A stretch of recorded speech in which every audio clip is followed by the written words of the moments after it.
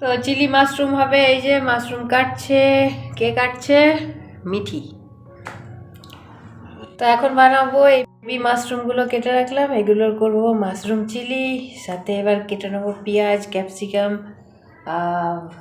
এগুলো কেটে নিই, তারপর বানিয়ে ফেলবো। আর তার আগে এটাকে একটু একটা ব্যাটার তৈরি করে নিই। ব্যাটার বানানোর জন্য নিয়েছি একটু কর্নস্টার্চ আর একটু ময়দা তো ইউজ করি না, আটা নিয়েছি তার পরিবর্তে। একটু শুকনো লঙ্কার গুঁড়ো, 1 চিমটি বেকিং পাউডার আর একটু হলুদ আর একটু লবণ দিয়েছি। এবার ব্যাটারটাকে করে নিই রেডি, তারপর ফ্রাই করব।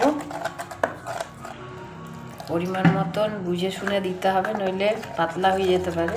এই জন্য অল্প অল্প করে জল দিচ্ছি,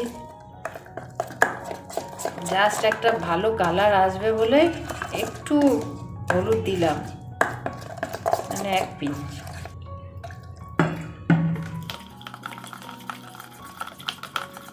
ডিম দিয়েও করা যায়, কিন্তু আমি ডিম যেহেতু খাবো না, ডিমটাকে অ্যাভয়েড করছি, ওই জন্যে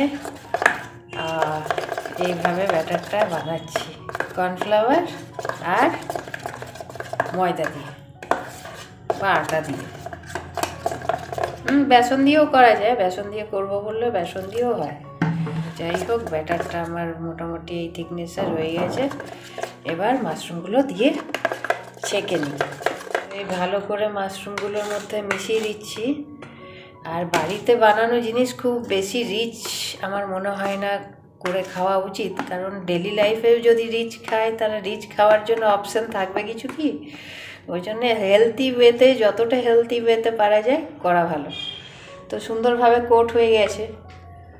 আর এদিকে তেল গরম বসিয়ে দিয়েছি, ব্যাস তেলটা গরম হয়ে গেলেই দিয়ে দেবো। এই যে তেল গরম হয়ে গেছে, এবার 2-4টে করে দিয়ে দিই। মাথায় রাখতে হবে যে মাশরুমের যেহেতু নিজস্ব মশলা আছে, তাই যে কোনো কোট ছেড়ে যায় রান্না, তাই চেষ্টা করা ভালো ছাঁকা তেলের মধ্যে যদি ছেঁকে নেওয়া যায় তাহলে কোটটা ছাড়ে না। সুন্দরভাবে একটু হালকা গোল্ডেন গোল্ডেন কালার হয়ে এলে নামিয়ে নেব। এই যে বানিয়ে রাখছি। আমি ছাঁকা তেল ইউজ করছি না, কারণ বাড়িতে খাবো, হেলদি খাবো। তো ভিডিও এডিট করতে গিয়ে এখন দেখছি যে আদা কুচো, রসুন কুচো যে আমি করেছিলাম সেটা রেকর্ড হয়নি, তাই জন্য দুঃখিত। মিঠির সাথে গল্প করতে করতে এটা হয়েছে। তো আমার এগুলো মোটামুটি একটা সুন্দর, এবার নরম হয়ে এসছে। এবার কত সবুজ, এবার দিয়ে দেবো সস।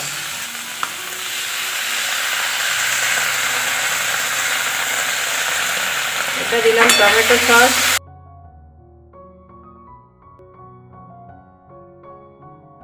একটু সয়া সস আর নুন মিষ্টি পরিমাণ মতন দিয়ে এগুলোকে দিয়ে দিতে হবে। দিয়ে একসাথে করে নিলেই মিনিট 5 দেখাচ্ছি। আর সাথে এবার দিয়ে দেবো একটু আটা গোলা। আমি ময়দা যেহেতু ইউজ করি না, ময়দারই কাজ এটাই করবে। এবার সুন্দর করে গ্রেভির থিকনেসটা ঠিক হয়ে যাবে।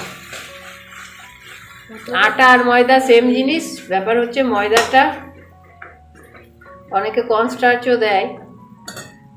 তো এবার একটু পরিমাণ মতন জল দিয়ে দিই, তারপর